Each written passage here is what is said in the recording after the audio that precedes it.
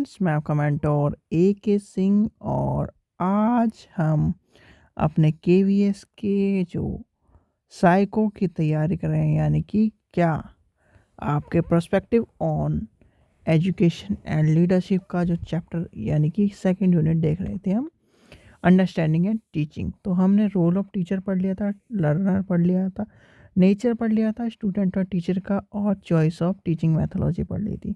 आज का जो टॉपिक था वो था हमारा क्या, क्लासरूम एनवायरनमेंट, यानी कि क्लास रूम एनवायरनमेंट। भाई सीधे सीधे आपको एक चीज़ का आभास हो रहा होगा कि क्लासरूम एनवायरनमेंट यानी कि क्लास, कक्षा का वातावरण। ठीक है भाई, कक्षा का वातावरण किस तरह का होना चाहिए। पहली बात तो क्लासरूम एनवायरनमेंट की ज़रूरत क्यों पड़ती है हमें। ठीक है, क्यों पड़ती है ये क्वेश्चन आता है, क्या होता है ये क्वेश्चन आता है, और इसके इम्पोर्टेंट फैक्ट क्या है वो भी आपको पता होना चाहिए। भाई देखिए, आप पढ़ा रहे हो किसे, यानी कि ये है क्लास, इसमें हो आप टीचर, ठीक है, यहाँ पर है स्टूडेंट। तो क्लासरूम का एनवायरनमेंट कैसा होना चाहिए।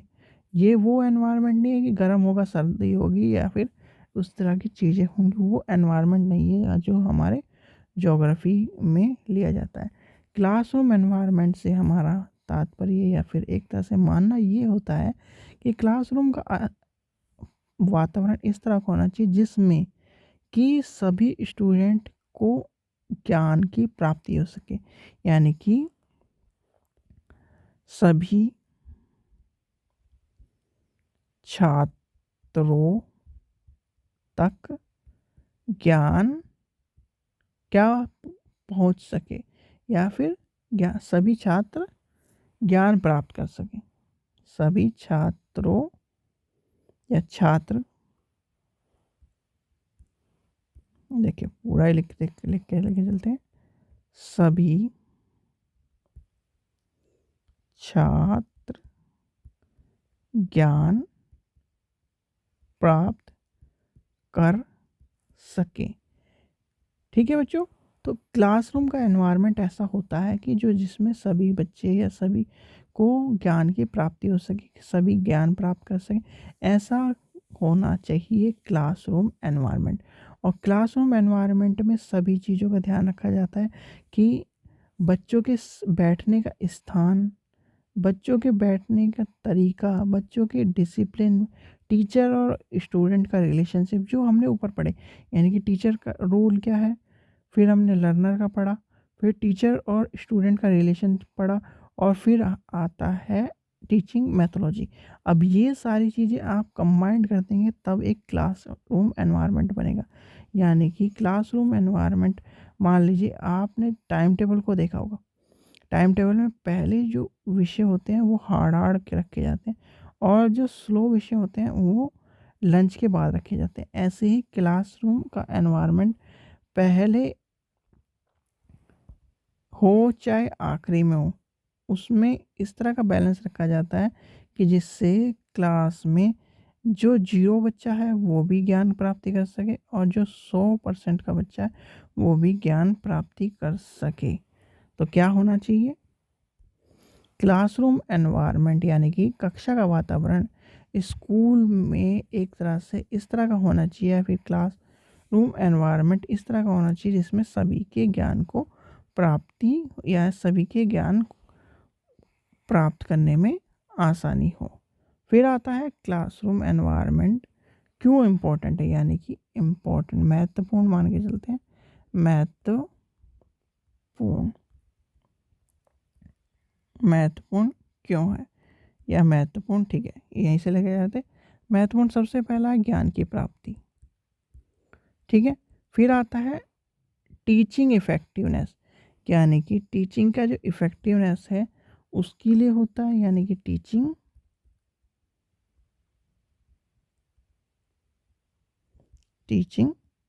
इफ़ेक्टिवनेस, ठीक है।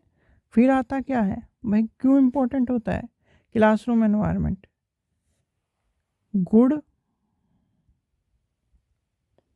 टीचिंग के लिए इम्पोर्टेंट है।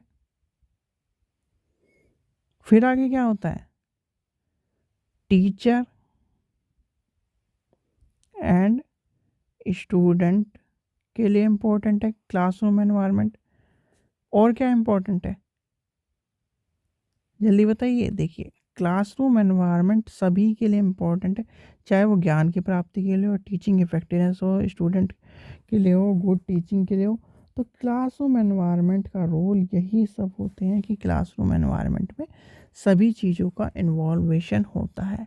यानी कि अगर आपसे एक शब्द में पूछा जाए क्लासरूम एनवायरनमेंट कैसा होना चाहिए, सकारात्मक होना चाहिए, उद्देश्यपूर्ण होना चाहिए, ज्ञान की प्राप्ति कराने वाला होना चाहिए और बच्चों में ज्ञान का सक्रिय भागीदारी कराने वाला होना चाहिए। यानी कि क्लासरूम एनवायरनमेंट इन सब चीज़ों के अनुसार माना जाता है। हम क्लासरूम एनवायरनमेंट सब पढ़ रहे हैं, ना कि विद्यालय वातावरण। इस चीज़ का ध्यान रखना, क्लासरूम एनवायरनमेंट और विद्यालय वातावरण में अंतर है। तो क्लासरूम एनवायरनमेंट में सारी चीज़ें आ जाएंगी। क्लासरूम एनवायरनमेंट में आपको उसके कैसा होना चाहिए, सामाजिक होना चाहिए। और जो जो नेक्स्ट टॉपिक है हमारा विद्यालय वातावरण है, जो बीएड में हम आपने पढ़ा होगा, वो नहीं है। क्लासरूम एनवायरनमेंट विद्यालय वातावरण से अलग होता है। क्लासरूम एनवायरनमेंट का मतलब ये होता है, ये जो क्लास है आपकी इसके अंदर का, और विद्यालय वातावरण पूरे विद्यालय का। तो उसमें सारी चीज़ें आएंगी, सारी डेस्क पैक सब आ जाएंगी, विद्यालय में पानी की व्यवस्था ये सब आ जाएगी। और क्लासरूम एनवायरनमेंट में जो बच्चों के बैठने के तरीके हैं, बच्चे किस तरह ज्ञान प्राप्ति कर रहे हैं, जो कमज़ोर बच्चा है उसे कहाँ बैठाया जा रहा है, जिसकी नज़र कमज़ोर है उसे कहाँ बैठाया जा रहा है। तो इन सब डिसिप्लिन बच्चे कैसे क्रिएट कर रहे हैं, टीचर जो है वो किस तरह से इफ़ेक्टिवनेस बना रहा है क्लास को, टीचिंग एड्स का यूज़ हो रहा है कि नहीं हो रहा, बच्चों तक सारी चीज़ें पहुंच रही हैं कि नहीं पहुंच रही।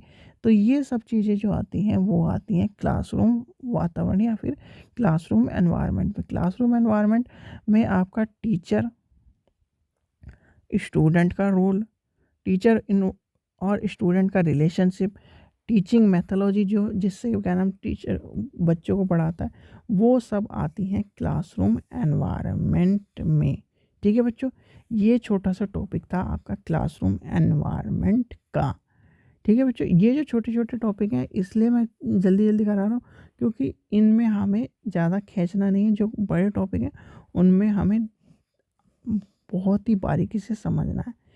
ठीक है बच्चों, आशा करता हूँ आपको वीडियो पसंद आई। वीडियो पसंद आई तो लाइक करें, चैनल को सब्सक्राइब करें और वीडियो को ज़्यादा से ज़्यादा शेयर करें। Thank you.